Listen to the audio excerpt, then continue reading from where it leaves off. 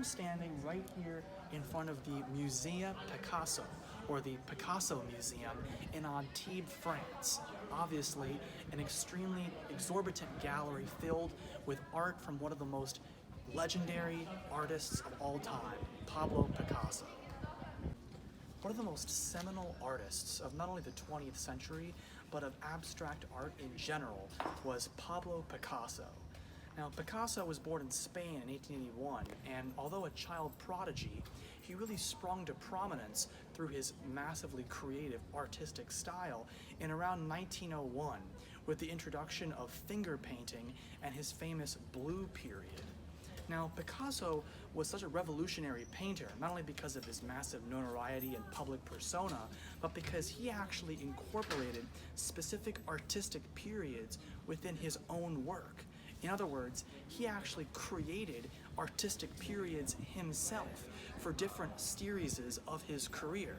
There was, of course, the Blue Period, which was more darker, obviously blue, and darker gray coloring, which signified more sadness, depression, and gloominess within his own life, as well as generally after the death of one of his closest relatives and lovers.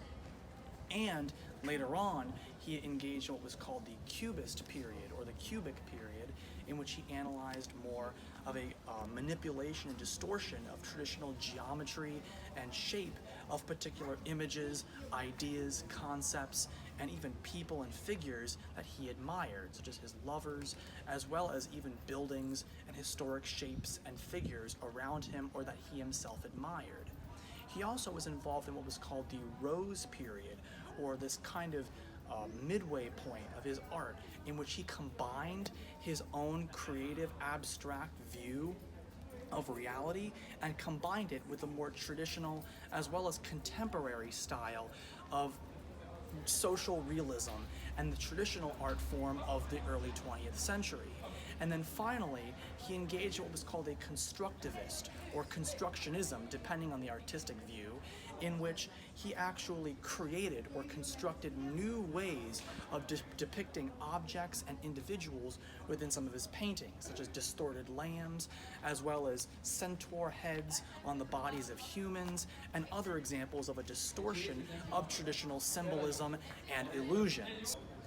Picasso was at times a controversial figure, espousing beliefs, like many artists during the 20th century, that now may be perceived as radical or unorthodox. Specifically, he was at certain times a renowned and public communist who embraced certain elements of the USSR and Stalinism, and in 1953 actually was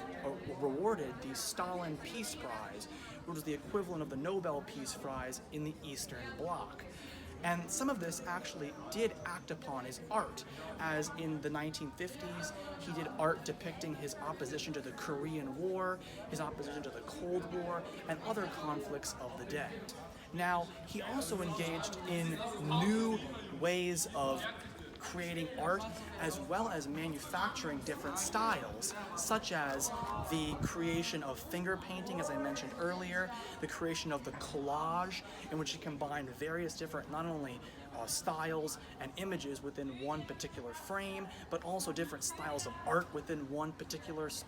piece. He also engaged in forms of construction art, such as kind of including the frame and a weird depiction of the